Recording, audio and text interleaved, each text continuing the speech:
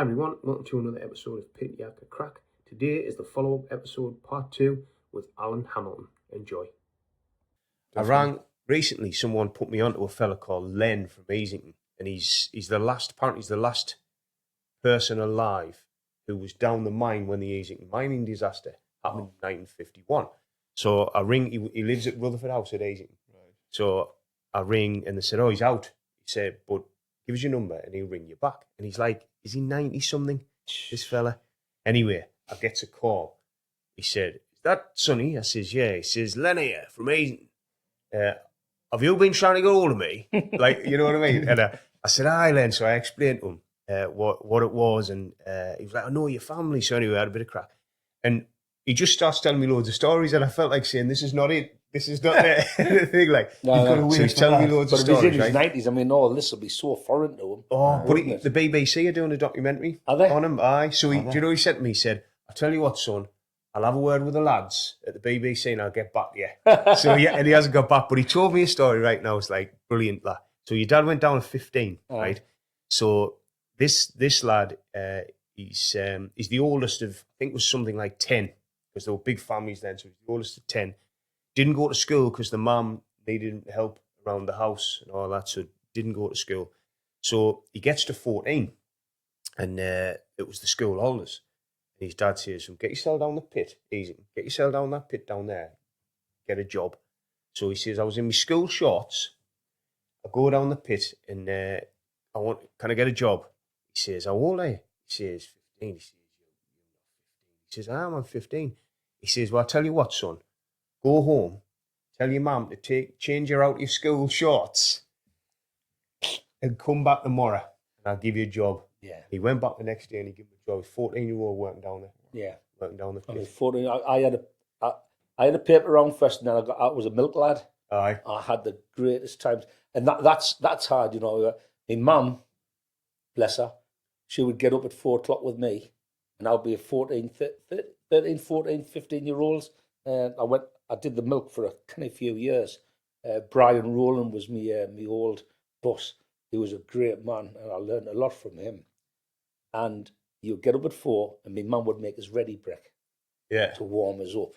And you'd go out there, and that was when the snow. I remember there was rivalry. There was about 3 milkmen in the village, and like we worked for Brian. There was another crew, and another Derek Fannin and Brian Webster, and Brian Rowland. That was the 3, and Jimmy. So there was 4. There was 4 milkmen in our village alone, and the rivalry you had, because you'd have a transit cab with a flatbed, and you'd have the step on the back.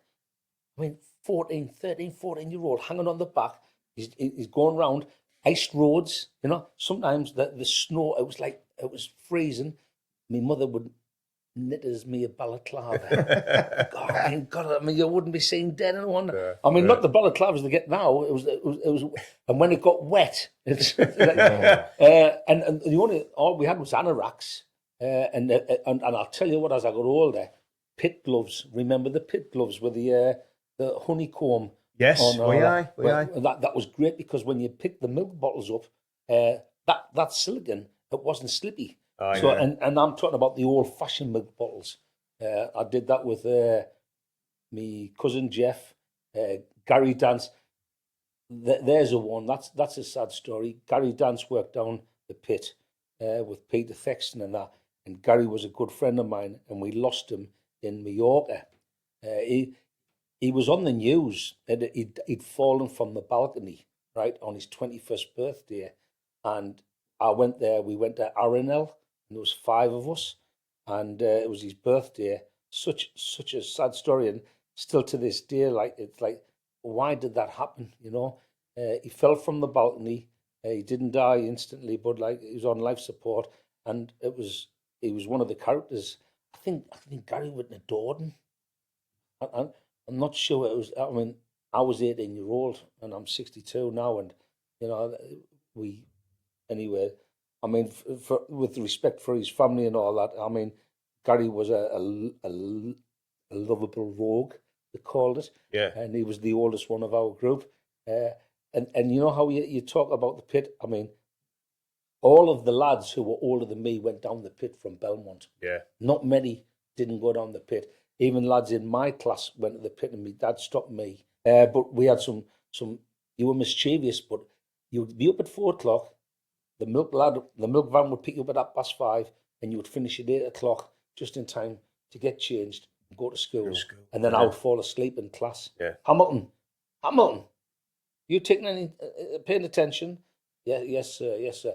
You'll be falling asleep and all that, you know. But I made good money. Yeah. And that gave me the thing. So I liked having money. Used to be able to go down to Sunderland and buy me little 7-inch singles. And we used to get Geordie jean, canvas jeans. Geordie jeans, So I like money. I always liked. I knew you had to work for it.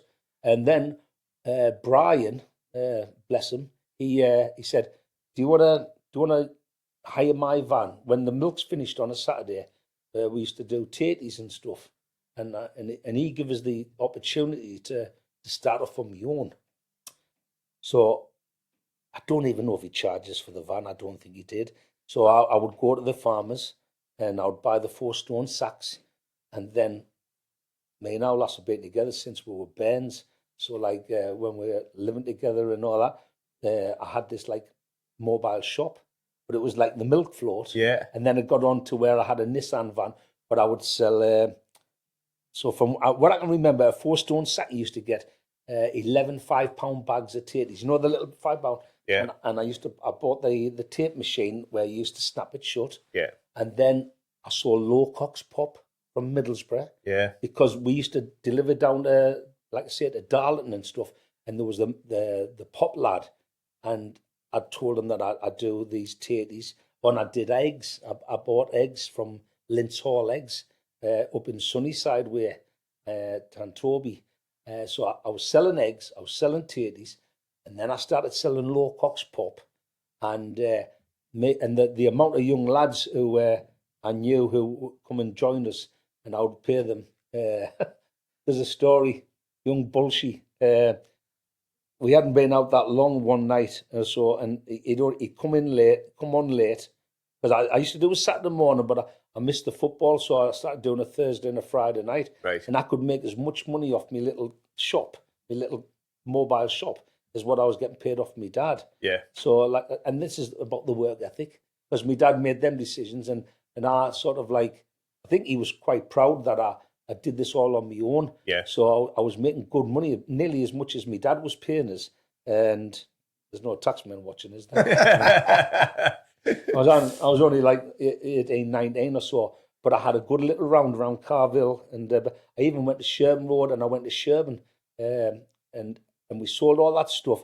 And the lads that grew up, and let's say I was driving or so, and I would have the lads would be like Christopher Dixon, John Bulsh, Andrew Meakin. They all 4 or 5 lads worked with us in the time I did it, and but that one day, and the lads they still won't let me forget. But Bulshy's doing well now in his own right.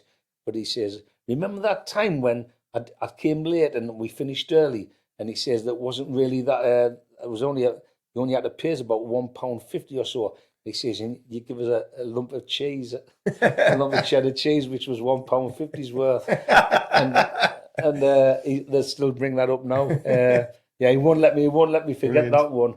I mean, I made some mistakes, but no, and then I knew it was the end of the mobile shop when Tesco's opened their 24 at Dragonville. Yeah. And people I was saying, "Oh, do you not want Oh, Alan, I had to go to Tesco's for some washing up liquid, so I got some eggs and I got some pop there, and I finished it. But for the years that I did it, it made us a good living for me and the wife. Yeah, you know? That's excellent. That.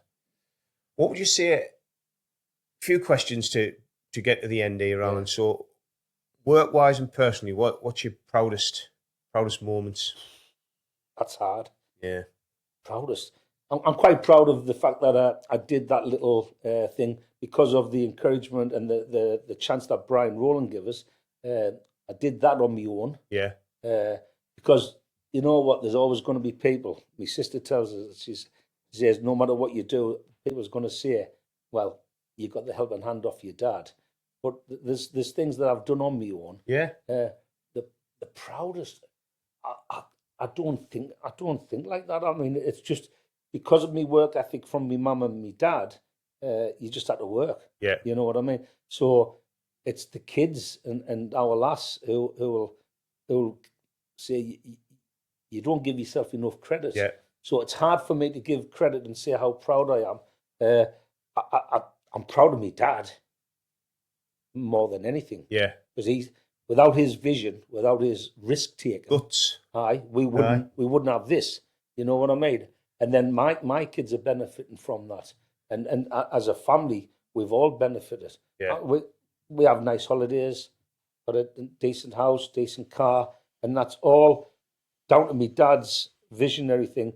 But again, I could have been that son who heated all up against the wall. Yeah, for sure. So proud that I carried on my mum and dad's work ethic. Yeah. I think that's more. I like that. Yeah. I like that. And legacy wise, you obviously, like you say, all right, your dad started it, but it doesn't continue if you don't if you don't learn the trade and do your time and then pick it up, change things. Because if you don't change, you're ended, aren't you? Yeah. My dad was against me going telesales, and my dad was against us doing the wholesale as our competitors. Yeah. But it's worked. And again, I made decisions, and there was no guarantees. I just felt as if that was the right thing to do. I'm a bit of a chip off the old block with my dad, really, when you think about it. Well, if you're talking about visionary and that, and making forward-looking decisions, the ones your dad made, right? We get them. Yeah. But the ones it sounds like you've made, they've allowed you to keep going. Because if you didn't do those things, it might be over now. If we had manufactured, and that was my dad. But then the telly. You're right, because in our game, what we do, if you just think about it, we have a van and we sell to the local shops. Yeah. I mean, the butchers were everywhere. Yeah. And the butchers went. Delis, you don't get the delis now. And you haven't. We still only just sell your basic cooked meats and your bit of cheese and your bit of salads and stuff and all that. But there's a lot of places now that are competing with me, but they sell everything. They'll sell the hand towels. They'll sell the bleach and stuff. They'll sell your cooked meats and everything, but they'll cater for what everybody wants. I've always said, I'm just going to stick to what I know best. Yeah. And that's me cooked meats, selling and stuff, manufacturing. Like I say, these dips, this is visionary. Yeah. But it all came from me dad wanting to flavour peas pudding, and we laughed at it, and it didn't work. But then Jamie, my manager, this is his baby. And next week when we go to the NEC and there's 15,000 people, and I'm gonna do the hard sell on the peas pudding as well as the dips. Yeah. They're not getting away with it. We're gonna have to let them know what peas pudding is as well. Yeah. And like I say, 2 years time in 28 we'll celebrate our 50th. I hope my dad's still here. Yeah. Because he's failing in his health, but I hope he's still here, and I hope he's still covers mentor so that he can appreciate the 50 years. Where it's come to, yeah. I'm doing this for the recognition of me dad, because there's been what's the word I'm looking for? There's been no recognition from Durham. With Durham Foods. Yeah. And then the second company it's not a separate company, but it's under another name, where the Riverbends promotes Durham. Yeah. Durham Foods promotes Durham. Yeah. We've sold online peas pudding to Belfast, the Isle of Bute, Jersey, and that's all Durham Foods in boxes of Durham Foods. Yeah. And no recognition from Durham Council or anything like that. And my dad's employed people for nearly 50 years. Yeah. Local lads have worked through their working lives for Durham Foods and stuff. Yeah. And this is my little way of getting my dad recognised more than anything else. Yeah. And he should be. Yeah. We did an article, I say we had BBC News came out. I told you this one when I met you. Yeah. BBC and ITV came out and did two different things. And they said, my dad did the first one. And they said, so Alan, so how much peas pudding do you do? And my dad says, we do 2110. right? And never thought nothing of it. Went down the Workman's Club. I think it took a few days before it came out. So maybe it was at the Friday. And we went down to Belmont Workman's Club. And all his mates were sitting there waiting to take the mick. Yeah. Alan. Well, my dad did called Hammy. They dropped the H as well. Ammy. Yeah. I'm not an Ammy. I'm Amo. Yeah. Right? Ammy, what's this 2110? Yeah, you're always going to get that, aren't you? And it's 21 ton, man. So my dad refused to do the second year's one. He said, I'm not doing it again. You'll have to do it. And I said, oh, man, Dad. So it might have been the Time Tees one that came out. And a mate of mine goes, did you overcome? And I said, look, I'll tell you what it is, right? The ribbon that my dad got when he called it 2110. So I just thought, I don't want to put a posh voice on. Yeah. I'm just going to hit Yakato. Yeah. You know what I mean? Yeah. So our flat ears and stuff, our accent. So he says, man, when you did the interview, he said, you think you just come off the coal face? Because he says you overcompensated. So, well, I said, so Alan, why we do 21 ton, like, you know?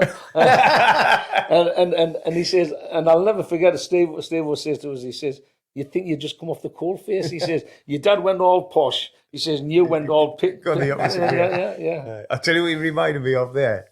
There was a joke in your dad's thing there where he was saying he'd go down the pub like, and all the lads would say to him, well, who's your dad? And one of the other lads would shout, some soldiers. And then one of the other, and everyone would laugh. And another one would go, they were German and all. And then he says, everyone would laugh. He says, the German bit would get an even bigger laugh. He said, but that's all it was. Bit of fun. Aye. And he says, there was never any malice meant, it was just. Do you know fun. What the sad thing is? All those guys, my dad's outlived them all. He's got there's only one guy left, Dennis Robinson.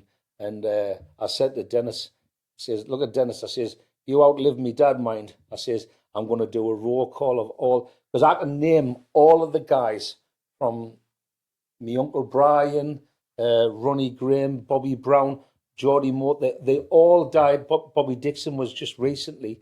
These are all proper family friends. You know, when you said uncle, you could call them Uncle Bobby and all that. They weren't your uncle, but you went on holiday together. Kate and Bay, what was it, Wallace's at Kate and Bay down in Scarborough.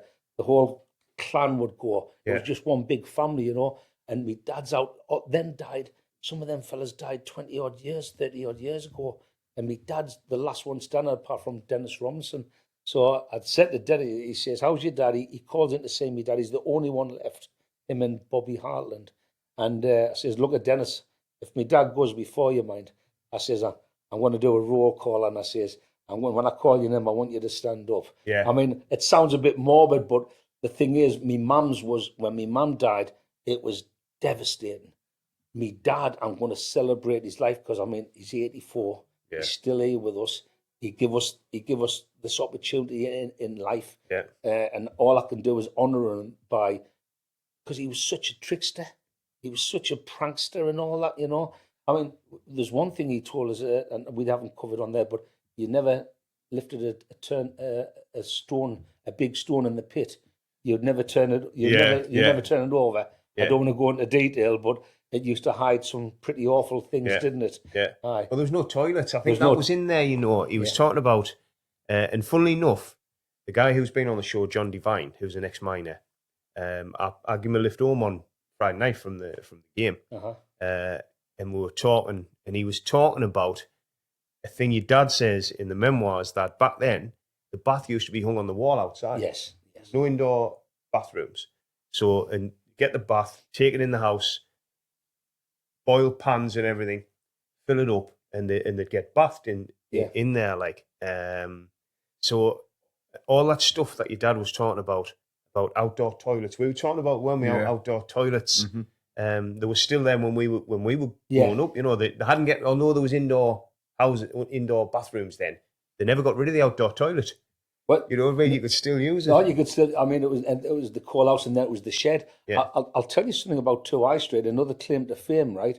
Bob Paisley, right? Hetton lad, right? So My dad, you know, when you talk about these friends, my dad was good friends with Bob Cass, who was a reporter for, I think it was the Darlington paper. Right. But Bob Cass lived, and he was a Darlington supporter, Bob. And my dad's like 5'6", and I think Bob was a little bit littler, but they both had big heads, right? So one of the lads used to say, like, you got big heads used to. You look like carpet tacks, you know. And that's what they're referring to Bobby Brown when he said about the Germans and all that, you know. So that I remember the banter in that little snug. And my dad's friend was Charlie Newton, who they shot Get Carter at his house. Yeah. When Michael Caine goes into the house. My dad's good friends with Charlie and all that. So Bob Cass, that's where I was going. Bob Cass used to do the sports writers down in the County Hotel or the Three Tons in Durham, and my dad was there for Brian Clough. And Bob Paisley was one of them that was honoured.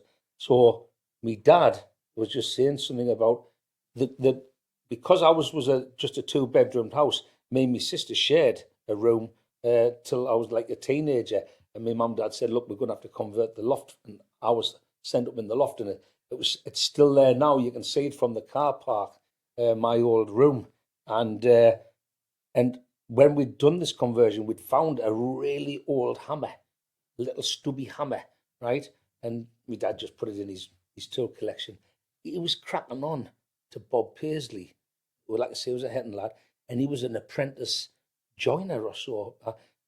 People might be able to put us right, but I don't know if he was a roofer or a joiner, but he worked on the high street in Carville. And my dad says, I live in 2 High Street. He says, I worked there as an apprentice before I became a footballer or whatever. Yeah. And I'm sure there'll be people who know about Bob Paisley better than I do. But he made a joke, and he said, and my dad had said something. He said, we found a hammer. He says, it's probably my hammer. I lost a hammer. That's what Bob Paisley said to me. Dad. So, yeah, I mean, there's a famous guy from Hetton. Yeah. And he helped build, because that was a Colliery Row. Yeah. 2 High Street. Carville High Street was, I think it was like all bungalows or so. Then they extended them and that. But there's 1 or 2 still was bungalows in the High Street. Right. Bob Paisley. Good story. Claimed to fame. So what about you, Alan? How long do you think you'll sort of, health aside, you know, if you can keep going, and you've obviously got your kids coming through. It'd be nice to keep it in the Hamilton name. Aye. It would. But there's one thing, I've got to be honest with you, it is getting harder. The next couple of years, I think, personally, I need a change of government. They're not looking at, they are not looking after your small businesses. Yeah.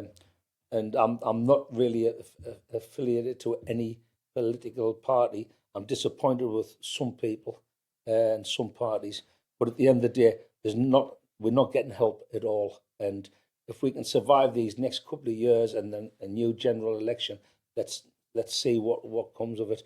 I don't want to go into political things because I'm not that. All I'm thinking about is what my business is going through at the moment, and it's hard. Yeah. We're not finished by any stretch of the mind. We're still making money. What we're doing is we're making money, but it's going in one hand and going out the other. Is quick. Yeah. Energy crisis is killing places. There was a young lass who had a similar thing. Her mum and dad worked in the bakery in Gateshead, and she closed shop and goes, "You're doing so well. You've got." She says, "Alan," she says, "we had to go into a new contract," and she says it wasn't sustainable. She says the money that we had to pay for the new contract on the electric, they closed down a family business in Gateshead, a profitable family business. But once the new contract came in for the electric, it wasn't worth. And I mean, they worked hard. That was a mother and father and two daughters, and bakers. They were in there at 3 o'clock in the morning and stuff. And I've seen this happen to quite a few. Yeah. And Durham Foods is established. We all right. We've got the supermarkets. As long as people still like peas pudding, and if these dips take off, we could do very well as well. But I would like to be sat in 20 years' time and looking down at and seeing what my kids are doing. Yeah. I know my dad. We have good days, and he'll say, "I'm proud of you," and I say, "Well, I'll be honest with you, all I ever did was try to get your approval. Yeah. So, and it sounds really, really silly, but like, it wasn't about me sort of thinking I've done well here. As long as I got my dad's nod of approval or a little wink or something like that, that drove me more than anything. Yeah. Even in the football, when he used to take us to the football and watch us playing football, if my dad wasn't there, my game wasn't as good because I was trying to impress. Yeah. Yeah. You know what I mean? I do, I mean, yeah. He's like, he's the most like sort of central. Lost me mum. God Almighty, that was devastating and that. But my dad's still here, and now to see him, the guy who had all this vision, Yeah. and his highlight, it was on Facebook because the home do all these exercises and little things for the residents. And my dad's been in there 3 years now, and there wasn't as many dementia patients when my dad went in as what there is now. And now to see me dad on a video on Facebook throwing a beanbag to knock a balloon, and I get it. I know why they're doing it. They're trying to keep him moving because he's got Parkinson's and stuff. But it's just like, is that what we all going to finish off? Where my dad did this legend? He was a legend coming out the pits and doing this, and it's resorted to where to keep him exercised. Now he's throwing beanbags at balloons. I'm not having to go at the care home. They've got a duty of care to keep them moving and stuff. Yeah. But it's just like that's what you're going to get to. So you know what I mean. I went to see my wife's grandmother she had dementia in a care home. She's since passed, but went to see her in the care home, and all of the people in there were quite far gone. Mm-hmm. There's old women. They've got dolls. Yeah, they're playing with the dolls. Yeah, I'm like, what's going on there? And they were like, oh, they go back. Yeah. To the childhood. They're playing with dolls, and things like that. And when they get to the point where they've got no idea who you are, they've got no idea who they are. That's what I'm worried about. I say this on camera now, so my kids see this if this ever happens, right? I don't want to be that person. Find a way to get me ended, because I don't want to be that person. I've said that, and now that you've said it, I'll say the same. I'll say, look, at the end of the day, my mother, my mum was cremated, but if she was buried, she'd be spinning in her grave now because she worked her fingers to the bone to leave a lot of money to me and my sister, and over £100,000. But she'll be going, you spend £100,000 on looking after him, but my dad needs all round care. Yeah. I mean, he even finds it hard to feed himself. Yeah. Luckily, my sister, my brother-in-law, and me and my wife, we go in as much as we can. In fact, my dad gets visited quite a bit. Yeah. And it's the least we can do. But I've said, I would like to voice this now, where they should bring like the dignitas that you've got. Yeah. They should bring that to this country, because it's all right, people, and again, it's political, and I don't want to get into it. It's just my own personal views. But I don't. My dad was. I've never said this, but he's my dad. He was my boss. He was like a big brother. He was like a hero. He was best friend. Yeah. Everything evolved around my dad, and to see me dad like that now, it's the first time I can actually say I don't want to be me dad. Yeah. And just what you've said, so my dad's birth mother suffered from Parkinson's and Lewy body dementia. Okay. My dad's got that. If it's hereditary, if it's passed on to me, and I know I'm going to get that, then I should be able to say, nah, I don't. And I don't begrudge going in to see my dad. It's lovely, because I was reading his memoirs to him the other day, and it got emotional. Yeah. And I had to get Linda, my wife, to read the rest of it because I was breaking down. And he was like, sort of like, when I said people's names down the pit and all that, he remembered them. Yeah. When he was like 15 to 20-year-old, and he could remember them names. But if I asked my dad what he had for breakfast, not a chance. Mm-hmm. Didn't know what he's had for breakfast. I don't want to be that person. And something should give, because there's so many people must be suffering from dementia, and the families, what did they say? That there's one of the lasses that said, we don't feel sorry for the patients that we have in here, the residents. It's the families, because you lose them twice. Yeah, that's what's been said to me. Yeah. You lose them twice. One when the mind totally goes, and then when they've actually go. Yeah. I mean, would you sort of want to live in that? Definitely not, without a shadow of a doubt. Just don't get it. And you're right. That whole sort of should. If it was, I think the way to put it is, if it was a dog, you had to do that a few years back. Archie, I had 2 Patterdales, and Archie was the last one, and he wasn't right, and he wasn't eating very well, and he was deaf. And I've got a pond with some koi in, and a heron came down.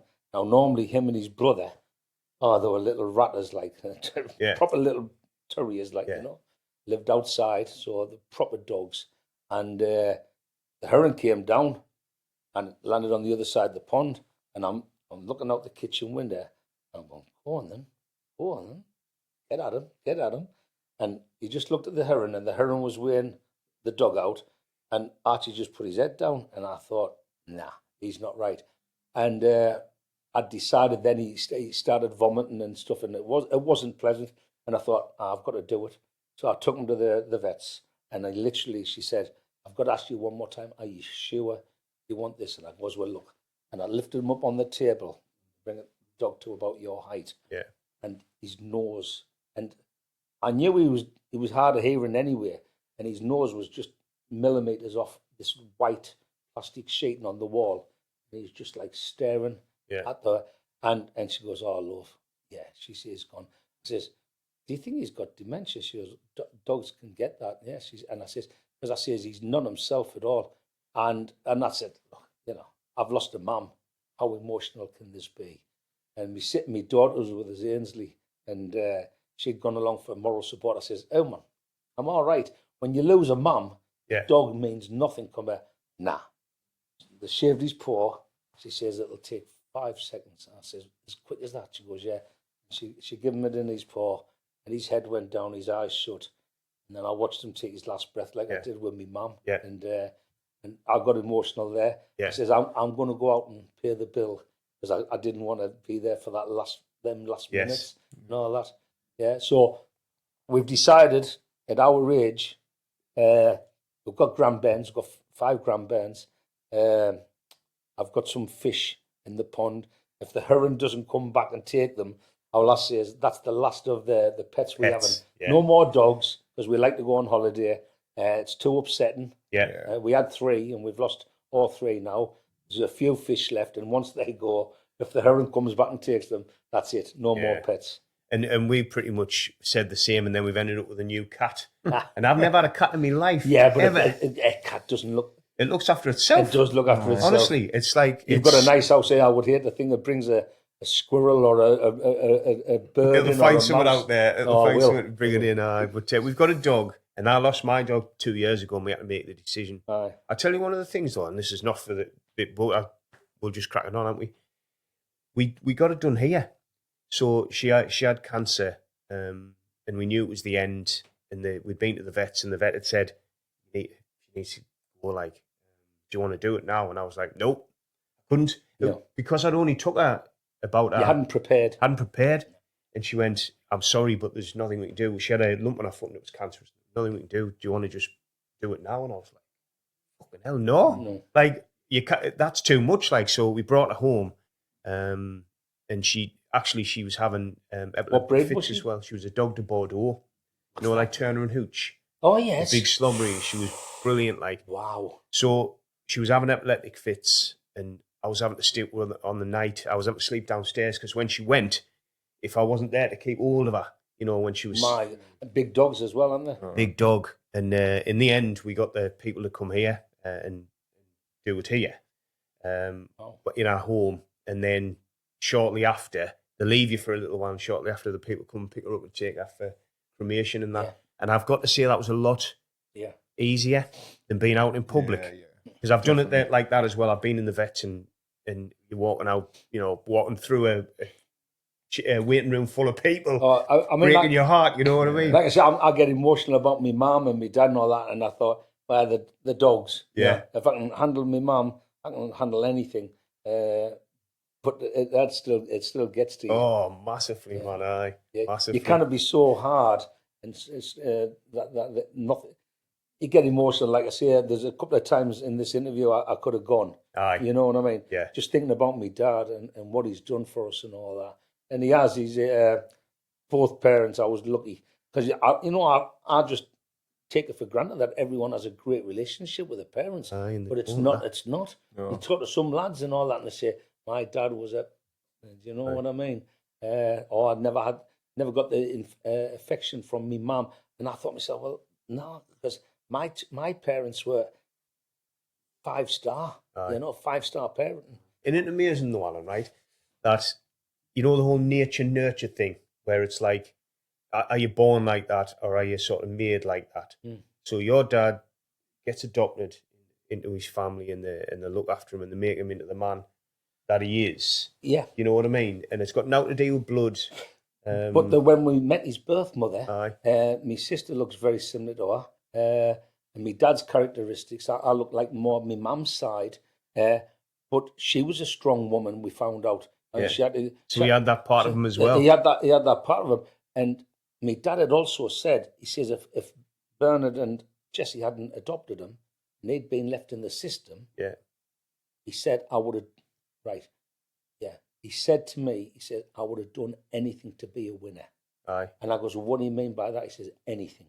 He says, if I had been left in the system, let's face it, in them days, it wasn't that nice. There was abuse of all sorts going on, neglect and all that.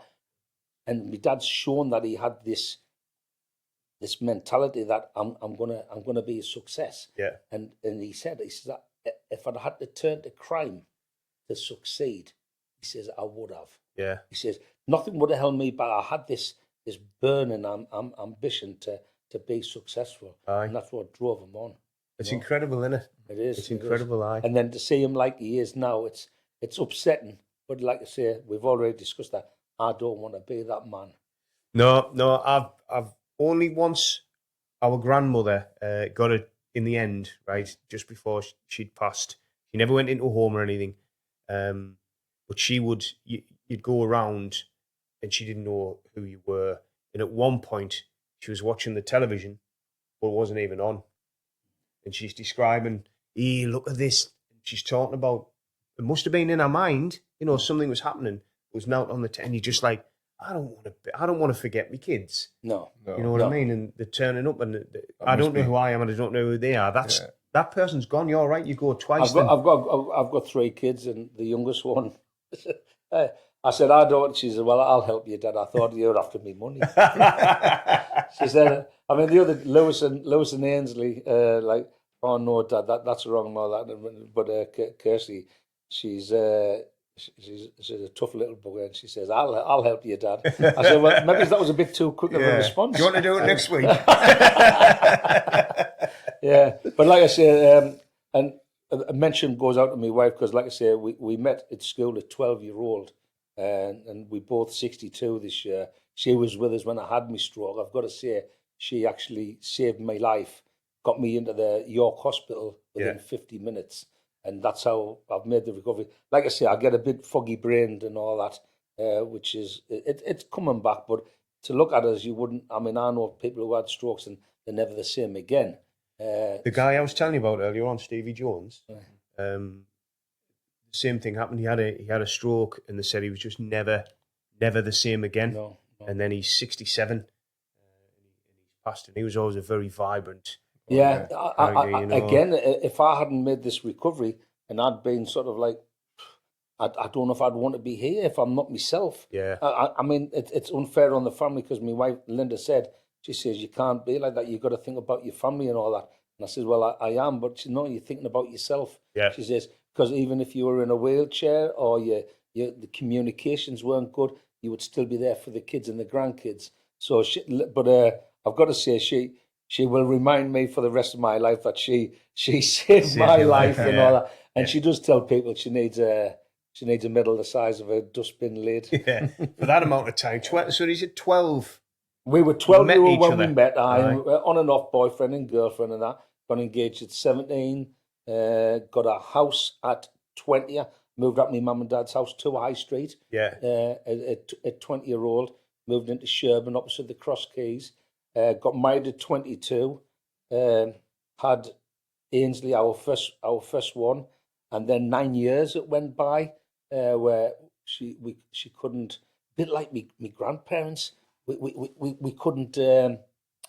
Kept on having miscarriages, so we had IVF, and that's how Lewis and Kirsty were born. Yeah. And all that. So like we've got a strong family unit. I've got grandkids now, which I'm absolutely like. It's much better than having grandkids. Yeah. Well, I haven't got any grandkids yet, but I've got a 3-year-old, and I'm 51 with a 3-year-old. And because I'm not the grandparent, I kind of give her back. You know what I mean? No. It's hard at my age running about after a 3-year-old. And you know what it is? It's harder because the kids are different, but you try to pass that on what was passed on by my mum and dad to me. Yeah. And then we passed it on to our kids, and then our kids are getting them on to the grandkids, but there's so many distractions. Yeah. And also kids and grandkids are so opinionated now. Yeah. We weren't allowed to have much of an opinion. No, I remember, right, going to people's houses and being told outside, when we get in here, sit down, shut up. Scary. You know what I mean? And you had to go in, don't touch anything, and you had to sit there, didn't you? And I was told that at a 20-odd-year-old when my dad took us down to Manchester to the bar, and he said, sit there and see how it's done. And then don't say nothing unless the buyer talks to you and all that. So that's how I was taught. It was good as well because my dad would go in there for about an hour and talk about football, and then the last 5 minutes we'd talk about business. But that was the old days. Now it's all portals and stuff, and it used to be email. I like to pick up a phone and talk, because you might have seen that I do like to talk. But the emails, and it's not even emails now. These portals, and you've got windows and tickets and stuff, and it's just grown. That's why the kids are more probably better advanced with this sort of stuff than me. You know. And do you think, obviously, you've got the 2 kids now? They're in the business. Is Kirsty in the business? Or? Kirsty's she's in her last year of midwifery, right? And she's down at Sunderland, and she's enjoying it. And then Ainsley is a trained counsellor, but she still works for us. Yeah. And Lewis has been working for me. Lewis Hamilton. He played L when he gets that name. Yeah. But I said, well, the racing driver wasn't famous when you were called Lewis Hamilton. Yeah. But he's been there a bit like me and me dad, 15-year-old. Yeah. He's worked at Durham Food since he was 15. He's 29 this year. Yeah. Him and Kirsty. So I guess the next generation's there then, aren't they? And it might be that it might be like you did when you had to take that next step into moving away from the traditional way your dad had been doing it, and moving into telesales and moving into wholesalers. And stuff like that. The next step might be digital with them. You know what I mean? And do you know what? If the dips take off down in the NEC and stuff, and that opens up the next thing. Never start. One thing, it's such a cliche, but if you stand still, you go backwards. Definitely. In business, you have to keep on reinventing yourself and all that. I've had a few barren years where there's nothing really came but the dips, where the river bends, can you imagine, like people, because I'd said I wanted to call them Durham Foods dips, or Durham Food spreads. Yeah. And the advertising company that I used said, no, you've got to. So it's a different logo where the river bends, like a raffle ticket, and it looks good, and you can Google it, go on our website. But it's you can't. You asked me the question, where can you get it? You could get them in a Cardo. I pulled that. Might go back to a Cardo, but Aldi have given us a slot in January. I think it's called Veganery. So it's vegan month. All right, okay. Vegan month. Okay. And because these are the vegan, but not just vegan, the allergen free. Yeah. Free from. Yeah. So I'm hoping that the slot that we get in January 27 with Aldi, all the other supermarkets, look, if it goes big, then you'll say the achievement was my dad's idea, but me and Jamie took it a bit further, and that would be a good achievement because it just prolongs Durham Foods, because you know, we've saturated the northeast with peas pudding. Yeah. And unless you can get the rest of the country, and they should, just because it's peas pudding, right? There's one guy who I'm working with at the moment. He says, I think it's the pudding.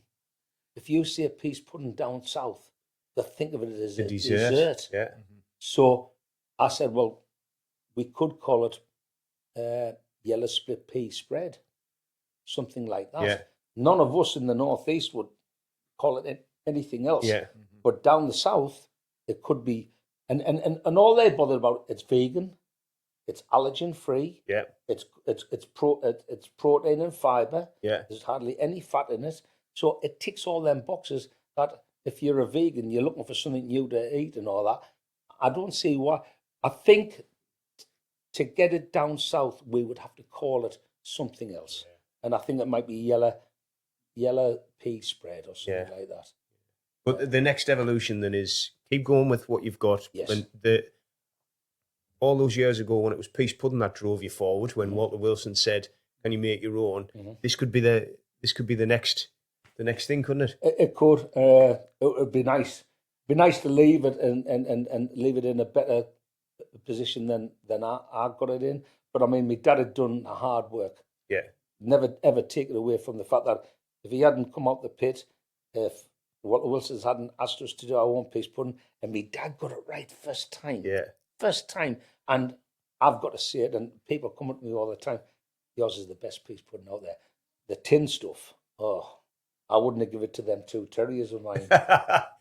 I'm not going to, my dad always said, don't slag your competitors, but the tin stuff is, and what happens is they've done it on Lad Bible. Have you seen it? Where Zaka tried it, and Ryan Reynolds. Right. So they do like a Canadian one or a British one. And every time, and they've even done Ant and Deck, and they've given it the tin stuff. Yeah. Now, anyone who's, I don't know how they'll get a sale for it, but I've tried it, and it's nothing like peas pudding that we make. Yeah. It's made in a tin and all that. So no wonder, whenever it's being compared against the other thing on the table, on the Lad Bible, they always choose the other thing because it's not very nice in the tin. Yeah. I wish Do you supply a little, Alan? Do you? I'm going to go and get some. I am. I was going to say, where, like, you know, if anyone's saying, "Oh, well, I'm missing some, up. I should have it? brought some stuff for now, shouldn't I? You gave me some last time, didn't Did you? I? No, I'm you gave me desperate some to last try the time. dips. When honestly, where can you get it? You get it all over, can you? Gosh, you can, yeah. I mean, independence. We sell to the wholesalers. Hey, you might be eating peas pudding and it might not have our name on. Yeah. It might be one of our like wholesalers that we put in there. But I know our cook mates and all that go to a range of hospitals and schools throughout the northeast. Right. So again, we recognise for peas pudding, but a lot of our cook mates and that will find their way to universities, hospitals, and all that. I'm quite proud of that as well because there's a one. I'm going to call me dad here. He did say the peas pudding's so big now. I think we should stop doing the cook meats and just concentrate on the peas pudding.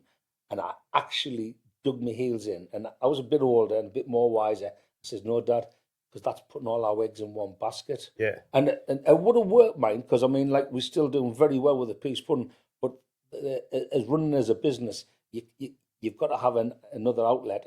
And now the dips are. I would like to think that the peas pudding is just going to keep on going. The cook meats we're doing well with, and if I can introduce the dips as well, it's creating a very successful company, you know. Yeah. But and then it's heartwarming that this 17-year-old starting on Monday, and it's the sister's brother. But I didn't really interview him. Send him down the peas pudding and have a look because it's a very different environment working in a factory. Yeah. And especially coming straight from school and further education. Yeah. You're going to find it, and it's not suitable for everyone. But I like to give a fair wage. No one gets bollocked unless they've done something really bad, and I just let them get on with it, do the job, produce the best peas pudding in the country, clean down afterwards, stay clean, stay hygienic. Just remember that this is going out to the northeast and all that, and we want a good reputation, which I feel we have, but like I said, as a restaurant, you're only as good as the last meal that you've done. Northeast, but number 2 on the charts for the podcast is America, and number 3 was like Singapore, something like that. Really? People watching the podcast, aye. Right. Aye, so it's I guess it's probably people who've expats in it. Yeah. I mean, that's very interesting. I mean, and like I say, there'll be people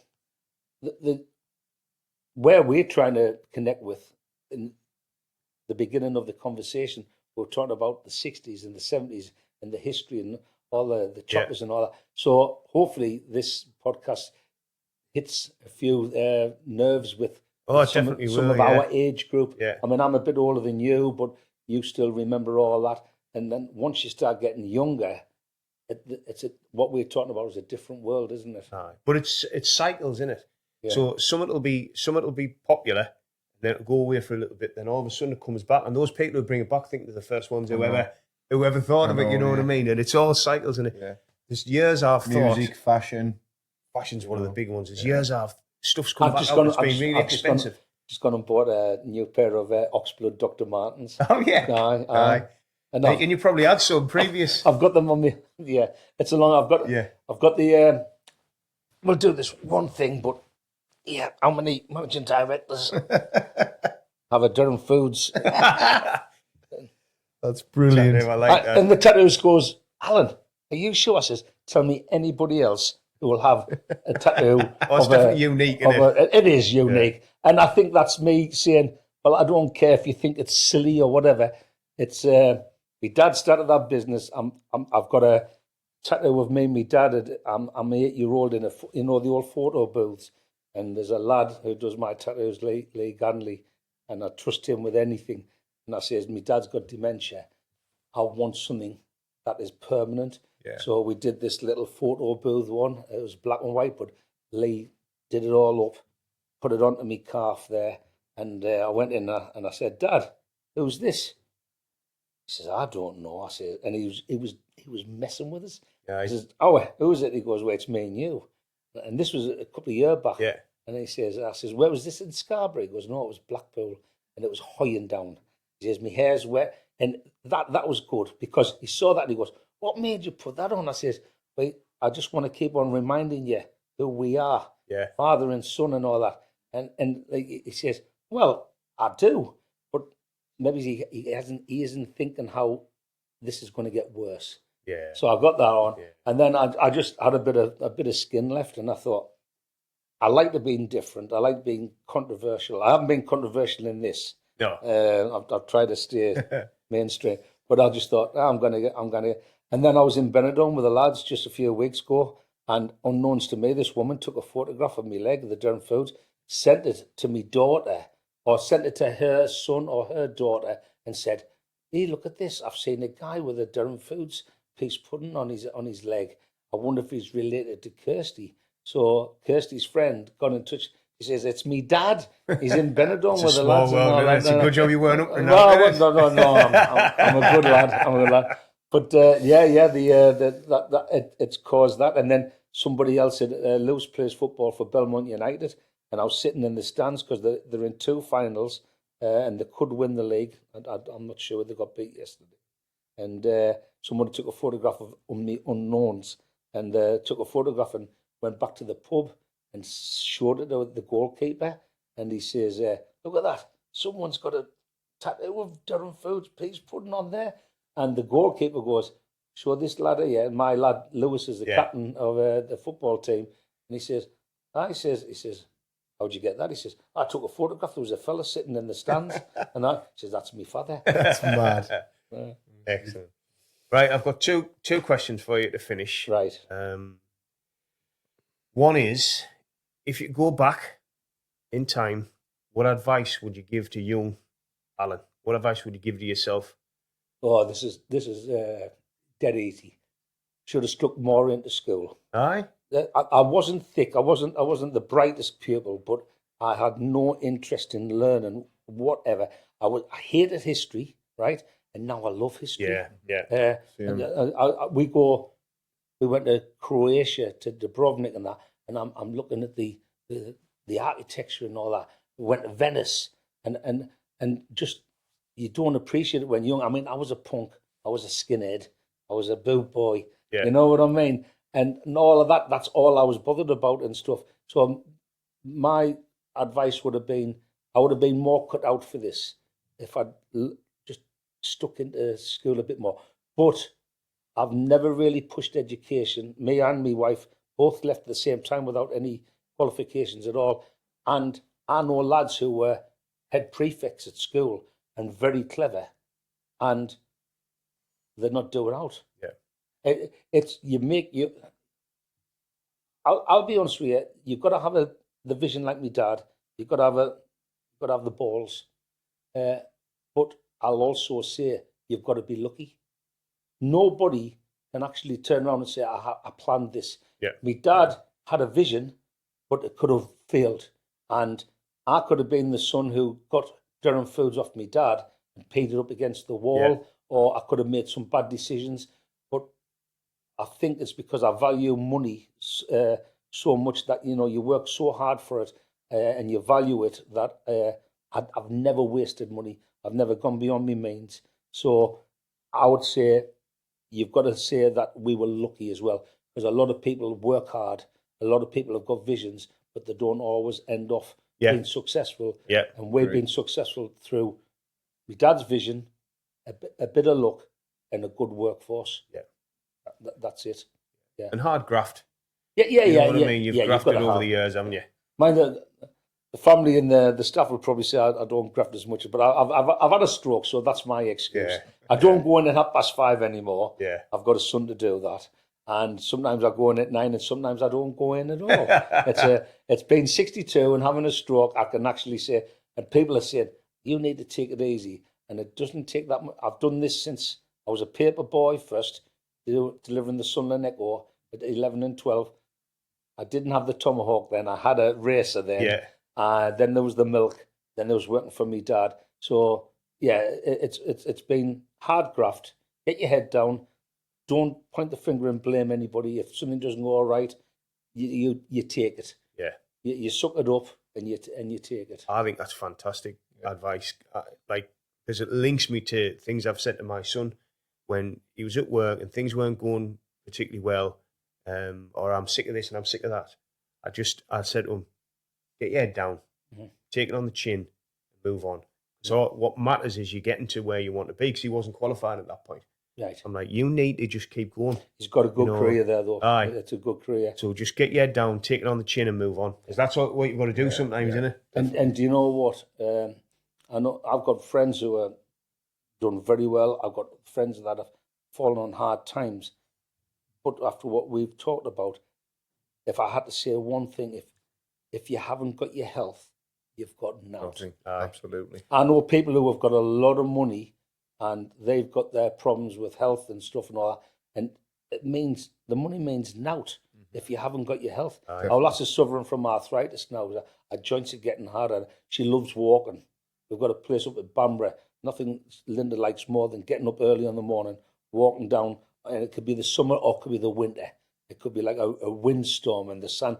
But if you can't do that, if you can't get up and do, she says, what am I going to do if I can't do it? Me walks and all that. Yeah. And then we travel a lot. And you're not immortal. I mean, we're 62. My mum died at 69, but she was poisoned by asbestos. My dad's 84, but he hasn't got his health now. Yeah. So at the end of the day, you've got to find a time. I mean, I could retire now, but I don't want to. At the end of the day, I'm lucky. I'm lucky that I could retire. I've got people who are working for me who'll probably work until the retirement time. Yeah. Like I said, Tom retires in November. He's been with us 27 years. You know what I mean? Yeah. And if you haven't got your health, you've got out. I saw this interview, so the interviewer was a guy. Let's say he was 40, right? And he's interviewing this fella. We're about money. He said, "I'll tell you what." To the interviewer, he said, "I guarantee you," because this interviewer is the guy where he's loaded, like. Yeah. But he said to him, "I guarantee you that in 25 years' time, you'd give every penny you've ever earned to be as healthy as you are right now. Right this minute. Aye, you'd give it all up. Yeah. For your health. Yeah, I mean, your cars and your home and everything like that. even holidays, you get to the point where, well, I've been there. Well, the simple things in life. And it's easy for us to say it. Well, I'm 62 this year. See, it seems to be easy. If someone had taught, well, they did. People give you advice when you're young. You didn't take it. You don't take it. But I can really appreciate the way my life's gone from my dad, from the work stance, family. Family's very important to me anyway. Like I say, I know I've taught the lads who didn't have that love or the connection with the dad or the mum and that. And I feel so sorry because I think the two most important things in life is your health and a family. Yeah. And then you get the people who throw and say, "Oh, it's all right for him because he's done all right." And like, it means some of the happiest people I know have gotten out. Aye. You know. Aye. Then you create your own little bubble, don't you? Aye. Aye. It's fun. And we talk about this forever because I love that side of it where people start talking about things don't really matter at the end of the day. They don't. You know what I mean? Where after all said and done, things don't really matter. Like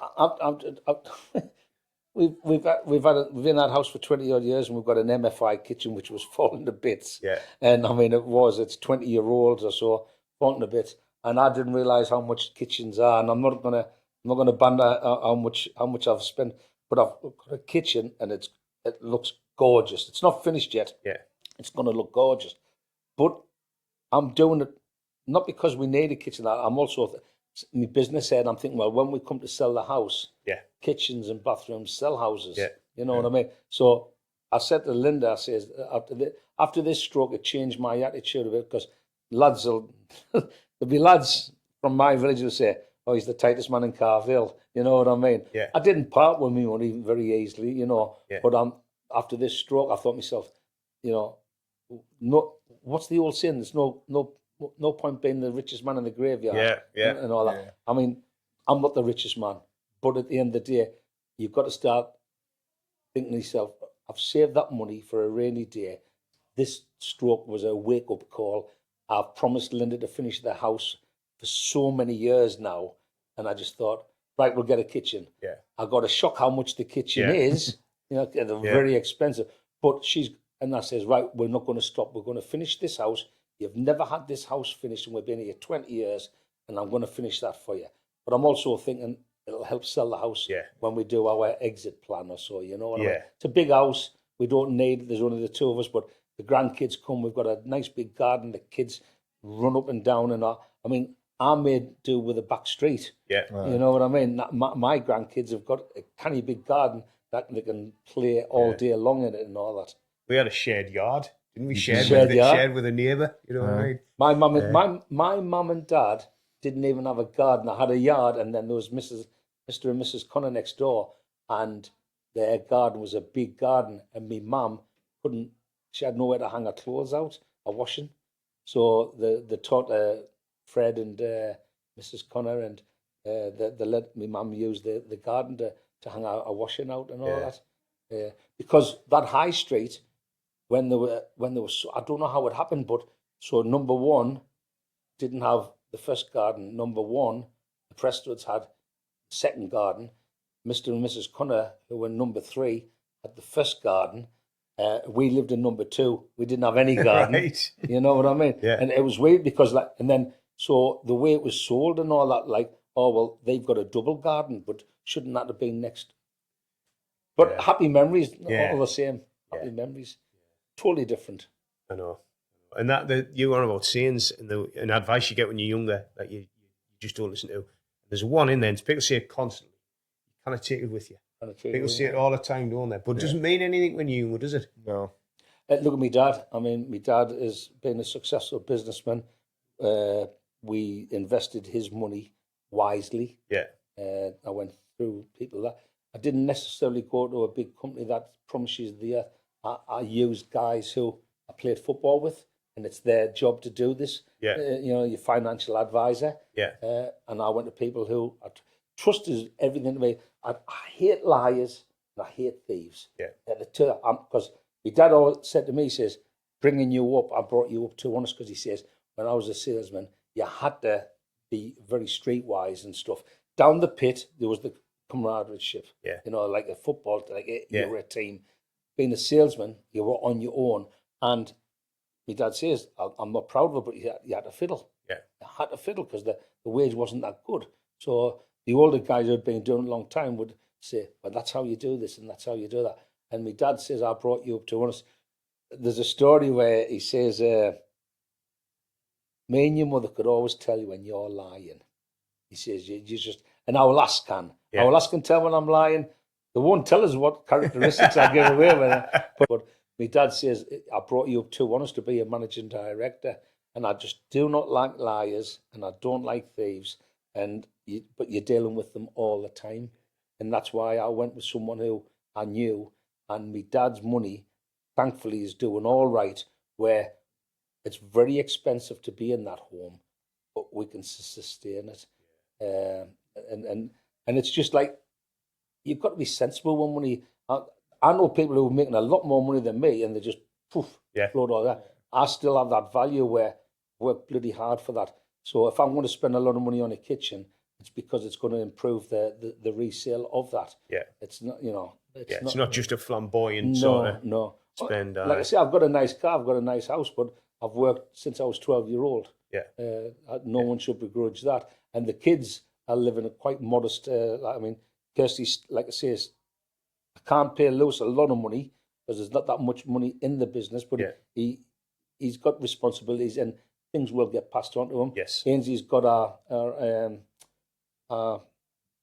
counselling, and she's working for Dunfield, and Kirsty's got our midwifery, and once she's done that, she might be able to say, I think she wants to come back and do 2 days a week. So the 3 kids still want to be in the business. Yeah. And I've just got to make sure that I leave that in a very healthy state if I decide to walk away from it, you know what I mean? Legacy, innit? Aye. Legacy, what is it that you're sort of handing over, you Well, know we what I mean? call Lewis, I had to put the Alan in, so Alan Hamilton Jr., Amy, Hamo, and then Lewis is Lewis Allen Hamilton, and he gets Hamo on the football field as well. So, and the kid, I didn't tell you as well, but the grandkids, I didn't want to be a granddad, sort of like, I don't want, where's your granddad? So if I go and pick the kids up at the school, the nursery, and because the oldest one's 11, and the youngest one's 4 or something. So sometimes me and I'll also go and pick them up, and the teacher will come and go, and where's your granddad? It's not me granddad, it's Hamo. So I am. Our last gets called Nonna. Yeah. Like Italian, because we've got some Italian friends. So it was Nonna and Nonno. And then I actually slipped that out the way, and I said, you just call me Hamo. So all my 5 grandkids call me Hamo. Oh, you Hamo. Aye. That's interesting. I like it. I like it. Aye, Hamo. And I'm the same, not you, but I'm sort of, grandfather was Sonny, dad's Sonny, I'm Sonny, and my son's Sonny as well. Yeah, it's all passed down. And then, like I said, the first I'd heard of Sonny's was Sonny Hardy. Yeah. He's just passed. Paul's my mate, and his dad's just passed. He was a bit older than my dad, but they were brilliant. They were coal merchants in Carville High Street and all that. So the three people that you looked up to when they were his businesses was Charlie Newton's Scrap. Yeah. Taylor made your sheds and stuff. Yes. And then Sonny Hardy had the coal merchants and all that. Them 3 were the people that you looked up. They were rich and successful businessmen in Carville. Yeah. And like my dad's never moved out of Carville. I mean, even now he's in that home, and it's Brumside, and Carville was made up of Carville, Brumside, and then Belmont grew. You know. Yeah. So my dad never ever lived anywhere but Carville. Yeah. I think his house just is over the border in Belmont now, Brumside. And my mum, like I say, I'm proud to say that I was born in Huntley Spring, me and my sister. Yeah. You know what I mean? So we're your siders. Yeah. So you got to have I think you got to have a pride, be proud of your identity, like you used to, lads. Massively, man. Like, if you're not proud of where you're from and your history and all that, you've got to be, haven't you? Like, no matter how, like, we've got Nout, you know what I mean? Our family grew up in Easington. We had Nout growing up. But you can still be proud of that. You don't have to be like... I think it keeps you level. Yeah. It keeps you level. And then if you make it, like I say, there's hard work, but you cannot. My dad didn't know that was going to work. Yeah. You know what I mean? And when we lost Walter Wilson's, which was a third of our business, we took a pay cut. Me and our lass had only just getting the house. She was pregnant. And my dad turned around to me and said, we're going to take 100 quid less because Durham Foods is making enough money. Yeah. So I thought, well, it's all right for you. And Colin, you can afford to take it. I can't. I've got a mortgage. I think we bought our first house for £15,000. So I had a mortgage. Our lass was... I don't know if she was working at the time or part-time in the co-op or something, and Linda's a trained hairdresser, but she cried. And I says, but Alan, we've just got a mortgage and we've got a bairn on the way. I says, well, I'm sorry, but I just put total trust in my dad. Yeah. And if he says we need to take a pay cut, we take a pay cut. We'll just not buy as much, or we'll not have a holiday, and cut your cloth to suit. Yeah. And it's so easy now, isn't it? Yeah. So easy not to. Yeah. There's so many ways you can just get yourself into. It's social media and what the kids think that's what life's about, but it's not. Yeah. It's not. Never be jealous. Jealousy can really burn you up and all that. At the end of the day, I look at people and they've done well, and I'll say, well done, because I've been there and I've done it. But the people that are struggling, it's not always their fault. It's circumstances. I've got to remain the fact that Durham Foods was hard work and luck and good staff. Yeah. Definitely. You know about social media? There's so many times I've said it to my kids. You go, oh, look, he's doing well, isn't he? I'm like, how do you know? Like, because he's put a photograph on social media. Like, and then you find out later, some of these people who pretending to be on the beach on holidays and all that, there's green screen and stuff. I think that's so sad. It's very sad, isn't it? But it's influenced a whole generation of people, isn't it? I was on Facebook and I used to put a lot on, and I don't do it now. But if I'm away and I'm away with the lads in Benidorm, or our lass, I'll get me towel out with hammer on, and then me on a beach in Mauritius, or it'll be I got it out for the Great Barrier Reef because we went to Sydney. I mean, like I say, that's if that's my one vice is I like my football, I like me beer, and I like me holidays. Yeah. And that's my vice, and everyone should be. I feel sorry for those people who are really at the bottom and struggling. Doesn't mean to say that they're lazy or they're no good for nothings. They've hit hard times, and the gap's getting wider and wider. And I like to say, we're not mega rich, but we do all right. I've got a good standard of living, and I'm thankful for that every day. Yeah, every day I do. I realise that I want to give more to my kids, but I can't. But at the same time, I don't want to spoil them as well. You know what I mean? Yeah. And then there's no learning, is there? No. You know what I mean? I think I can show you one of the words I wrote when I was reading that thing, and I was doing my research, was adversity. Mm-hmm. Like, nothing has happened to your dad and to you, Durham Foods, the outcome of it, without adversity. You know what I mean? Having to find out your life didn't start off the way you thought it did. That's right. Losing your dad, dying, and then someone else coming in and being your father, getting injured, having to go to the pit of 15, getting injured down the pit, having to decide you're going to leave the pit because the danger in the life's not for you. You know, all of those things, all the way through, all I read was he's got through adversity. But if you go further back like that in the 50s and say there was more adversity then than there is now, it's a different adversity. It's people living up to what they think is normal, like you said. These people who check out, it's so sad that they think they're not worthy or they haven't got what, and it's so sad. Just like I said before, you haven't got your health and mental illness. I mean, like I say, my daughter says,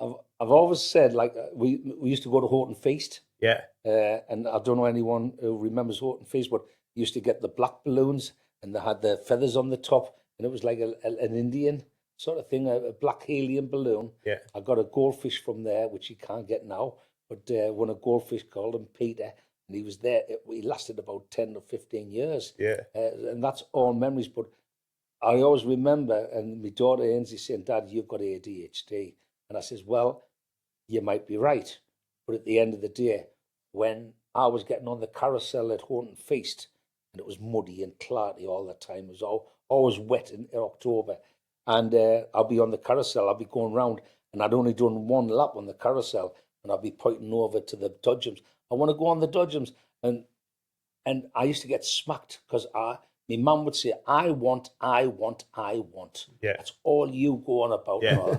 And that resulted in a good smack. Yeah.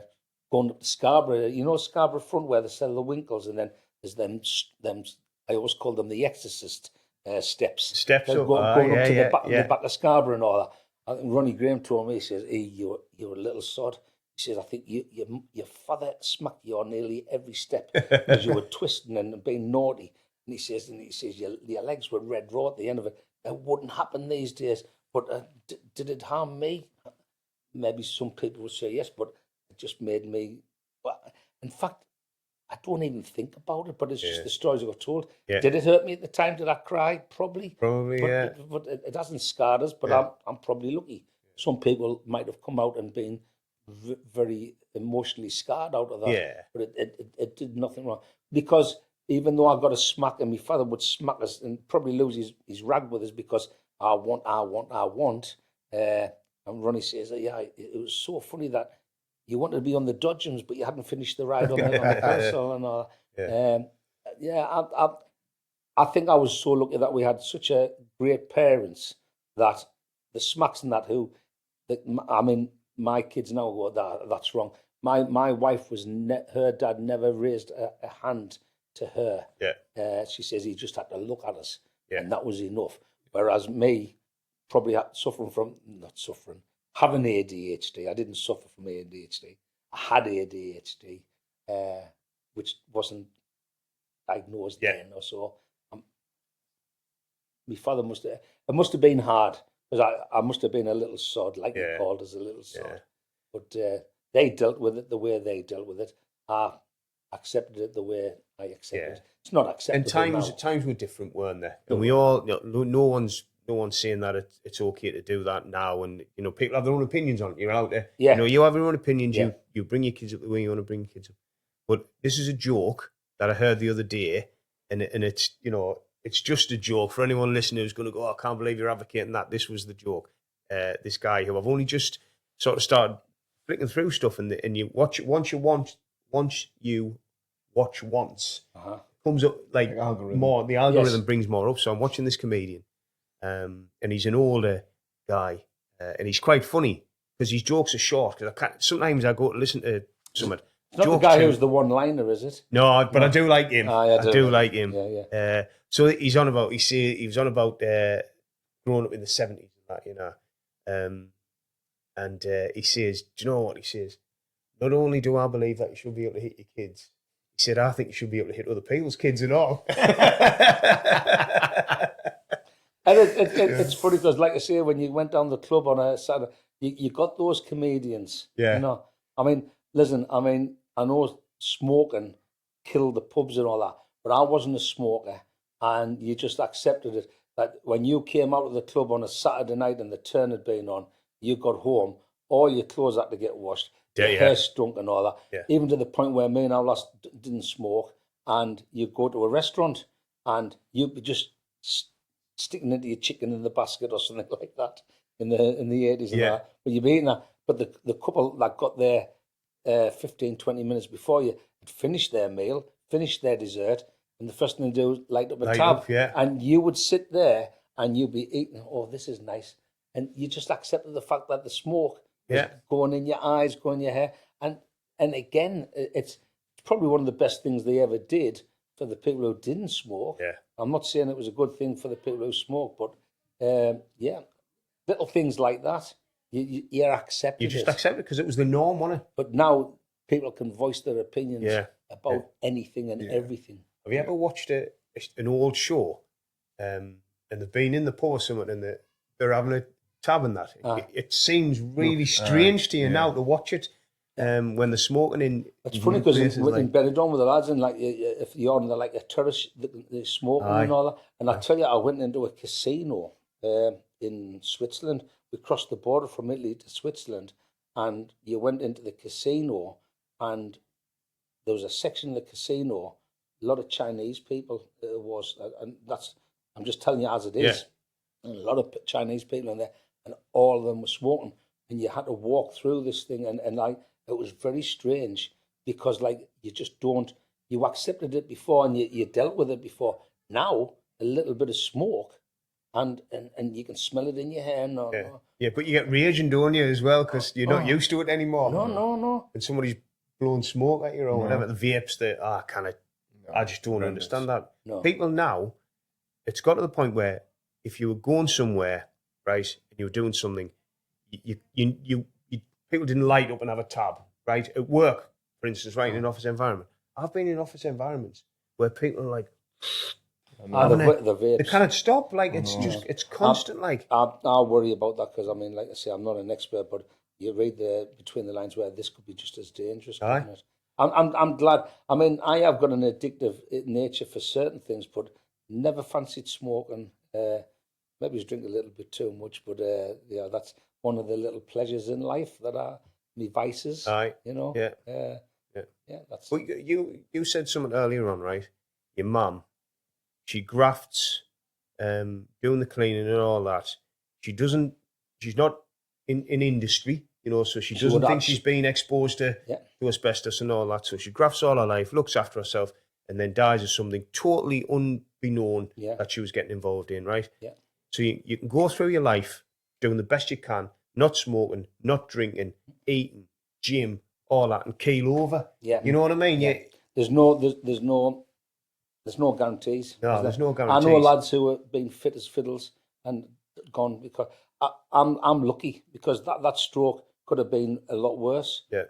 So I feel lucky I've got a second chance, but I've already forgot about it, because like I went out on Friday, got well and truly drunk. Yeah. The first time I've really got mortal since I had my stroke and all that, and it wasn't good. So I promised that I'm not going to get them sessions like I used to. Yeah. And I remember as the guys got older in the club, you know, you'd go down the club on a Friday night or so, and you'd have 6 to 7 pints, wouldn't you? Federation ale and stuff. I mean, going back a long way. But then you saw the guys, and they'd just go out and have 3 pints on the night. Just 3 pints. And I thought, what's the point in that? Yeah. You know, we're going for it, finish with a couple of whiskies and all that. Yeah. Get inebriated and all that. But I'm getting to that point now where it's like I say, I went out on Friday and I got too drunk. Yeah. But now you sort of like you keep it checked. And I think when I look back at the older guys, my dad would say when he was like this age now, and I was like 20 years younger or so, my dad said, "Well, what are you drinking so much for?" And I said, "I'll go out, and from the time we go out to when we come in, I might have 3 or 4 pints." And I think as you get older, that I don't think I'll go out all night and just have 3 or 4 pints, but it's a case of like the big sessions have to stop. Yeah. And I promised our lass I'd do that. Like hangovers get worse as well. They do. The days out there. But I'm on statins and I'm on blood thinners, and that's the problem. Was I never suffered hangovers ever, so therefore there was no discouragement to drink a big session. Because if you're away with the lads or something on a stag do or a football do, you get up in the morning and by 10 o'clock, if you're abroad, you're on the sauce again, aren't you? Yeah.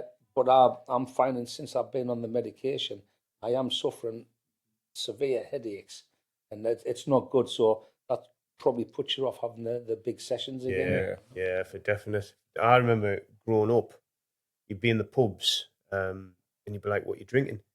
Like, what is it? 4%. Drinking 4%. What? 5%, 6%. It was all about how strong can you get it. Because you wanted a Norseman Lager was about 2%. 2%, like Tuborg, Norseman Lager. Used to get them out of the Vaux pubs and all that. My first one was I drank brown ale, Newcastle brown ale, but McEwen's Best Scotch. That was my. My dad's was IPA. I couldn't get away with Exhibition; it was too sweet. McEwen's Best Scotch, and then I for many years I've drank Guinness. Aye. And our last when I came out of hospital, she got me Guinness 00. Aye, yeah, And yeah. I'll be honest with you, I've tried that. I mentioned Sonny Hardy's funeral, my mate's dad's. I was at Belmont Club for that, and I was drinking with my mate Mickey, and he was on John Smith's, and I was driving, and I had 5 pints of Guinness 00, and I finished off with 1 proper pint, and there wasn't that much difference. Yeah. And I'll be honest with you, I could have done that because at a funeral, you're sitting and you're catching up with people that you haven't seen for a long time. And Mickey was drinking his John Smith's, and I was drinking me 0. But I still felt a bit giddy. Yeah. It was like a placebo effect. Yeah. Yeah. And it was good. So it's a nice drink. But if I'm not driving and I'm not going anywhere to go to, I'll just drink the alcohol. Yeah. I'll ask you one. We'll do one more question. One more question before we wrap it up. What's your favourite tipple now? Then, what if you're having a drink? What's your? I like my single malts. Aye. And I can tell you now, I've got a lot of whiskies down in. I've got a bar and a gym at the bottom of the garden, and I do like my single malts, and I'll try them all. I don't like the peaty ones, but I found one called Spear Whiskey. Yeah. Not Spearside, it's called Spear Whiskey. Right. And the chairman's choice.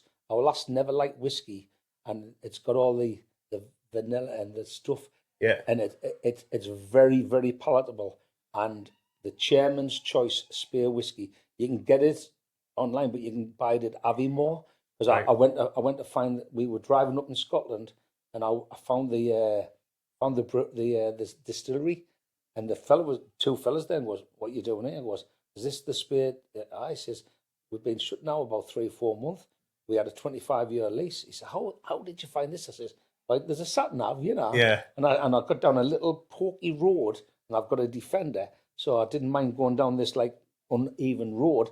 And they couldn't believe I'd get in there. And he goes, mate, and he let me take the photographs of the distillery. And I goes, so can I buy some whiskey? He goes, no. He says, but if you go back to Aviemore, go into the little hub in the shopping centre at Aviemore, and I went in there and they give us a few little tipples. And I bought about three bottles of different ones.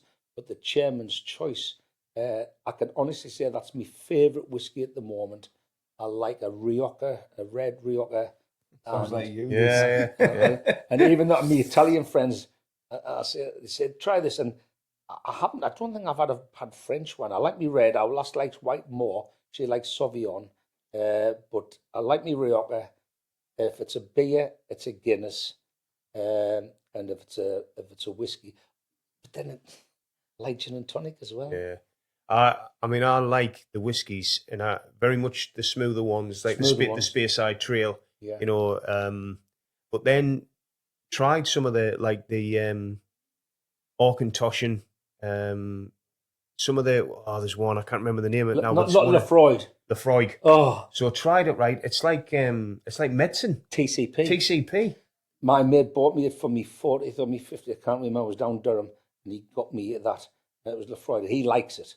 You know, and for the first time ever, I went to the toilet and I thought, I'm going to be sick, because it was just so It strong. leaves a taste on you in your mouth and that as well. I was like, really, I've gone like that. But no, but I mean, I've got mates who love stronger the peat, the better. Yeah. It's not my taste. Spear whiskey, chairman's choice. That's the one right now. Lovely one. Yeah. And like I say, you can get it. I think you can get it online. In fact, the daughter was up. Kirsty was up, Aviemore, and I asked her to call in and bring 2 bottles. The 2 bottles have gone already. That's a problem, innit? Like home pause on your whiskey and that. Worst thing they ever did was like bring them perfect drafts out. So you get a keg, and it's got like 10 or 12 pints in it. So, and I was finding, because of lockdown, you come in. We were open all the way through because we were producing meats for the supermarkets and that. And you're coming home, and our lass would have the tea ready, and it was just, and I had the perfect draft in the kitchen, and I was finding myself having 2 pints of Stella with me, and I'm the type of lad who I'll go out and I'm like a session drinker, so me and my mate Davey will go out and think nothing of being on the session and having 10 pints, 12 pints, big session. but I'm not the type of guy who will go to the pub every night and have a couple of pints and all Yeah. that. So I was finding myself where I could go a week without a drink because I'm working so hard and I'm driving and stuff. So you don't have a drink on a night, you don't have a drink on a weekend. I could go sometimes 10 days without a drink. But when I get out and it's a football game or something like that or somebody's party, 10 or 12 pints. But that's stopping now. Like I've always been a kind of 5 pint. 5 pints, 6 pints is normal. Yeah. But if you're out all day and it's if you're on an all day session, all day. Yeah. What about you? What would your tip would be? I'm a lager man. Just the normal, Carlin Foster's. Aye. I'm not. I'd rather drink my own piss. Would you? Aye. I can't drink strong lagers. Aye, Carlin and Foster. But you were a professional footballer, weren't you? Aye. And I'm not a good drinker. No. Well, Kevin Ball. I talked to Kevin Ball, and he said, he says, I'm not a big drinker. I think when you've and my brother-in-law, he never liked drink. He was a bit of a boxer, so he never liked drink. He drinks cider. I'll be honest with you. I said about Guinness and all that, but at the week on Friday, it was just nothing but Stella or Madry or. I don't mind Madry. Madry's all right. Stella's too strong for me. Like my dad. That's all he drinks in a Carlin. Carlin loves his Carlin. I know it's a bestseller, but I wouldn't thank you for it. I wouldn't. I couldn't. I'd rather not drink. Staroparmin. That is like treacle. It's so strong and all that. But I mean, at the end of the day, it's and what did I used to do? Black Velvet. It was Guinness and cider. Guinness, but it was the poor man's Black Velvet because Black Velvet should be champagne and Guinness. But we would have cider. We used to do them as well. I wouldn't. And remember when you wouldn't get served snake bite because they said, "Oh, it makes you go off it." I do remember that in the King's Head at Easington. They wouldn't serve you snake bite. I'll tell you could get snake bite at the Angel at the top of Crosscut in Durham and all that. The Angel would do snake bite. It was a biker's pub and all that. But you order snake bite in Durham in the 80s or 90s and all that, they wouldn't serve you because they said it made you go crazy. I remember them stopping it in the King's Head when they stopped. You couldn't get a snake bite. I mean, why? It was half a cider and half a lager. It was the same alcohol volume, wasn't it? Yeah. You know what I mean? But my tipple right now is single malt, various ones. But actually, I've just started getting into bourbon. I don't mind a nice bourbon, which is different to the single malt stuff. It is. I like me Jack. Aye. I like me Jack and Coke, and then you get there's different Jacks. Gentleman Jack. I had one a few weeks back. Yeah. And then my daughter, Bullet. Aye, Bullet Bourbon, yeah.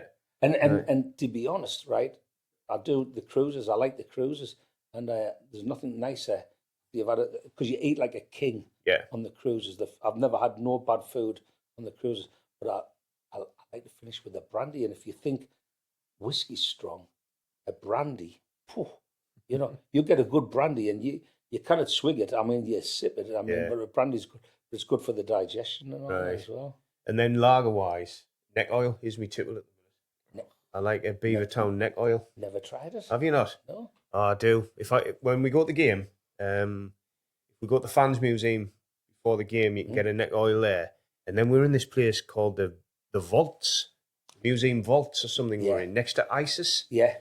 We're in there and they did neck oil. What a name. I know, it's horrendous, isn't it? My mate said, I said where we meeting the lads, he said ISIS. I went, you what? Wow. No. It's crazy. I mean, I remember all Sunderland, drank in Sunderland, drank in Newcastle, went to Tiffany's and Madison's in Newcastle for the nightclubs. Yeah. In Sunderland, I used to like the Londonderry. It's not called the Londonderry now, it's called the Peacock. Right. But it had one of the best jukebox. You could still get the Pistols and the Clash and the Jam on it. Yeah. In the Londonderry and all that. Some good pubs closed. I mean, God, and I'll tell you, we've just gone to the Cocktail. Yeah. But it's now called Fallow or something like that. Is that the one at Horton? Aye. Cocktail. So top of the Bobby band. Kerr used to have it, Bobby Kerr used to have it. Aye, that's and it. It's changed hands a few times, but there's an Italian took over, and we went out and had a lovely meal there. Aye. Like me Indians, like me Thai, just like food. Aye. You know? Aye. But not crap. Aye. I wouldn't thank you for calling into your big burger places. I've got to be desperate and hungry to get something like that. Aye. Don't like that. And that's why I can't understand how I had the stroke. Don't smoke, don't eat processed food much. You know what I mean? So Yeah, and that's what I'm saying. Like can- you can do all you can, and you can deprive yourself of any vices. So you say, I'm not going to drink. I'm not going to. And I've never smoked either. I tried it once when I was 16, and I was sick. I've never, and that's good that I know. You know, I couldn't smoke. I tried, but I do drink, and I do like my whiskey, and I do like my red wine. White wine gives me heartburn, but I do like my red wine, and I like it. I don't like lager in the house. No. Just blows me. Just sit there. I'll have a glass of if wine I'm in the the house. garden and like I say, I've got a nice garden. If the kids are all playing and we're down in the bottom where I've got a bar and all that, it's no better than a nice cold lager and sitting. I wouldn't have Guinness at home. Yeah. But I mean, and I'll tell you through my Italian friends, Aperol Spritz. Yeah. I like an Aperol Spritz, but it reminds me of like Iron Brew and stuff and all that because it's the same colour. Yeah. And basically, I drink it like pop. Because it is like pop. That's a problem, isn't it? It's very sweet. Like Can you remember pop. what was it? The stuff that came out when the kids was it? I think we bought pops. Alka Pops. Alka Pops. Wicked and that. Yeah. Aye. I mean, Wicked and stuff. what There was a- a load of them, wasn't there? Aye. Hooch and Alka Hooch. Pops and all that type of Aye. stuff. Aye. I like the taste of alcohol. I don't like what's it called? Gin. You get gin and it's flavoured gin. Flavoured gin, yeah. yeah. I like the taste of You like gin. to taste the gin, yeah, with a tonic yeah. and all that. Now I make it too strong. Our last year's, Yeah. you know. Yeah. And then when we were in Hawaii. I like Elvis, and I always remember Blue Hawaii, watching that with my mum on a Saturday and all that, and fun in Acapulco and stuff. Yeah. So we got off the cruise and we went to Honolulu and Waikiki Beach, and I remember we met an American couple. They were a great couple, and that they stayed with us. And I was in the big sports bar just off Waikiki Beach, and says, "Can I have 2 Jack and Cokes, please?" And I'm talking to this American lad, and I'd come back. And I just goes, "Excuse me?" Yeah, I says, "I asked for Jack and Coke." "Yeah, you got Jack and Coke." Doesn't look like Jack and Coke. Trouble is with you Brits, right? You get a Jack and Coke, and they'll give you get your little Jack, don't you? If you don't get a double, it's a little measure, and they give you a bottle of Coke or a can of Coke or so, and it's drowned. And I learned then. He said it's just like a splash of Coke. It hardly changes the colour of the Jack. Yeah. And I learned from now on, like you say, and you can taste the Jack. You put a bottle of Coke into a Jack. What's the Coke point? in it. Aye, You it's drink Coke. Coke, aye. Yeah. Aye. So I like the taste of the Jack. I like to taste the gin. Yeah. The stronger the lager, the better for me. Yeah. You know? And like I say, I just like alcohol. There's very few I don't like, if I'm honest with you. I wouldn't drink Carlin. I wouldn't drink Carlin or Or Foster's. Foster's, I don't like no. that, no. No. And I was mean, it Castlemaine? Was it Castle X? Castlemaine 4X. Castlemaine 4X. Aye. I don't know if you can get that, can you? No. Years ago, when I was in the police, you know, they used to call, because a lot of the place you were going, these people were sort of struggling. You know what I mean? They were the rough areas, and it was always Carlin. You know what I mean? That you were that was drinking. And White Star. White Star. What's that? I think it was White Star cider. Cider, wasn't Was it? it? Ah, yeah, big bottles. Right, And White Lightning. White Lightning. Lightning. is that White right? Lightning, aye. And they used to call Carlin Council Lager.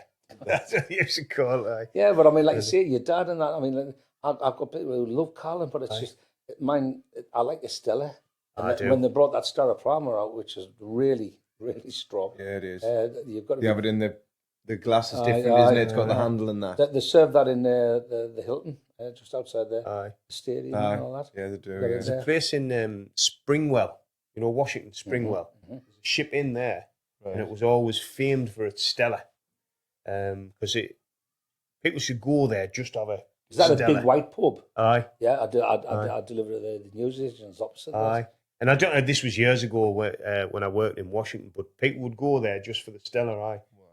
It was, and people do for Guinness, don't they? There's various places where Yeah, Guinness. I travel to Ireland sort of a week every month. I'm over in Ireland, yeah. and I always make sure I have a Guinness when I'm over Oh, there.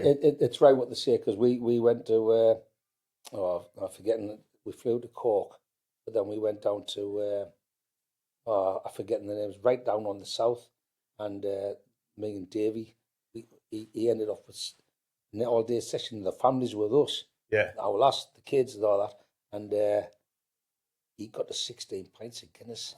And I mean, this was starting from 11 o'clock when it opened, and we managed to fit an Italians and a bottle of wine in between that. And Davy got 16 pints. I think I stopped at about 12 or 13 or something, but Davy's 6'2" and bigger than me, so I did all right to keep up. It's quite heavy stuff and all, isn't it? Guinness quite yeah, heavy, but I mean, I just think that it's like a slim fast or something, you know. But it was gorgeous, and I that's when I had to go. I said, Davy, there's not enough room left in me, and I got Jack and Coke to finish off. I'm trying to think of the name. It's his cousin's lad ran the place, the football team. I forget what it's called. It's just down from Cork. This is again me memory goes. Aye. But that's the biggest one we done. It's about 16 pints against, and I got about 13. I mean, you don't need to eat after that, you know. No, definitely not. There'd be no, like you say, there'd be no room to get anything else in if you had 16 pints against. I wish I'd been told I could have get a bit more in. So, Alan, thanks very much. It's been brilliant. The time's just gone away from us. I think we've been going for 3.5 hours. The time's just gone on it. It always does when we're chatting on. But I feel sorry because you're going to have to edit all this. I've got to edit all that, aye. You'll be going, how 3.5 hours? He's put a 40-minute episode out here. I don't know what I mean. We backwards and forwards, aren't we? You know, I'll probably. But at the end of the day, it was more about me dad and Durham. I was going to say Durham Foods was born from the pits, and I didn't actually say that in the thing, did I? But, do you know what chat? Do you know the name for this episode that Chat GPT gave me? What? From the pit to the plate. That's brilliant. So is this a bit like an AI thing? It's AI, yeah. So I typed in, I'm doing this episode with Alan from Hamilton. The pit to the plate. From the pit to the plate. Brilliant. Isn't it? So that's what this will be called when it goes out, from the pit to the plate with Alan Hamilton. How long does this come out? I mean, I'll I'll tell all the family and friends, but I'll let you know though. I'll say, look, I'm going to release on this date. I'll give you a bit of notice. I've mentioned a lot of names there and all that, so it should be good. And I didn't cry once, so there you go. You did well, because before we went on air, you were just about going. So I was going a few you did times. well to get through that, mate. So well done. So thanks very much, brother. Thanks very much to you. Yeah, thanks again. Fascinating. Another great episode. We'll have to meet up at the match and get a drink. Definitely. Like I say, I was with Davey. That's where you at? I says, I'm on my way home. Our lass is picking us up. But I mean, when you're starting to see two of everybody, there's a problem there now. But the best thing is we could have done with two Jackers. Like you were saying there, we could have done with everything. We could have done with it. But I think if we do another episode, I think we should do it in Alan's bar, by the way. I agree. With them single malts and lagers and them there. Oh, we could try. I'll get some Colin in for you. And I'll have our lass coming down with the ham and peas pudding strutties and the slices of beetroot. The and all beetroot that. one as well. I mean, honestly, and them dips. Well, we're doing 3,000 of them to take to the NEC because we're gonna. It's about getting it out there. But what you said was, and it occurred to me before, we've done this arse over tit because basically we should have somewhere to sell it.